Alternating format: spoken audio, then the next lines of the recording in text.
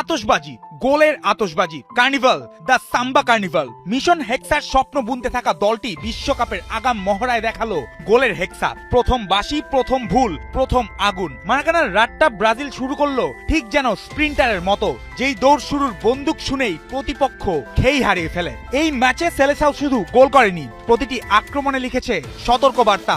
বিশ্বকাপের পথে তারা গা গরম করছে না, গর্জন তুলছে।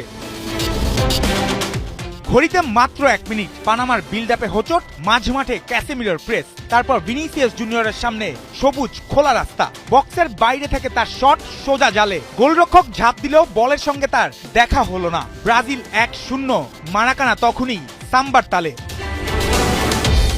কিন্তু ফুটবল কখনো কখনো একমুখী স্প্রিন্ট মানে না। 15 মিনিটে an eye for an eye moment. Panama পায় ফ্রি কিক, মাইকেল মুরিওর শট ডিফ্লেকশন নিয়ে অ্যালিসনকে পাঠায় ভুল পথে। স্কোর 1-1। ব্রাজিলের উৎসবে পানামার ছোট্ট ঢিল।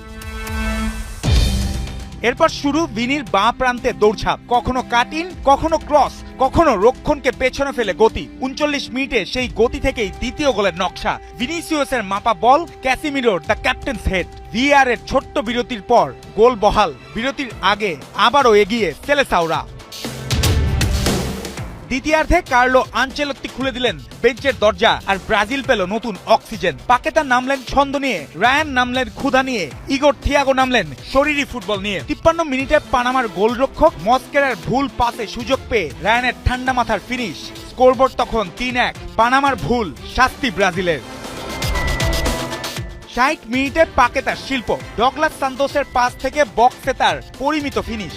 যেন শব্দ কম, কাজ বেশি। 4 মিনিট পর বক্সে ইগোর থিয়াগোকে থামাতে গিয়ে পেনাল্টি দেয় পানামা। নিজেই স্পট কিক নেন থিয়াগো, নিজেই গোল করেন। স্কোরবোর্ড তখন 5-1। ম্যাচের নিয়ন্ত্রণ পুরোপুরি হলুদ জার্সিদের হাতে। 80 মিনিটে মারাকানা পেল পোস্ট কার্ড গোল। পাকেতার নরম চিপ, দানিলোর নিখুঁত কন্ট্রোল, ডিফেন্ডারকে সরিয়ে ফিনিশ। ব্রাজিল 6-1। রাইট ব্যাক যখন ফরওয়ার্ডের মতো গোল করে তখন বোঝা যায় দলটা শুধু খেলছে না, মজা নিচ্ছে। তবু পানামা শেষ দিকে এক ঝলক রং ছড়ায়। 84 মিনিটে কার্লোস হার্ভির দূরপাল্লার রকেট টপ কর্নারে গিয়ে ঢোকে। গোলটি সুন্দর, কিন্তু গল্পের শেষ লাইন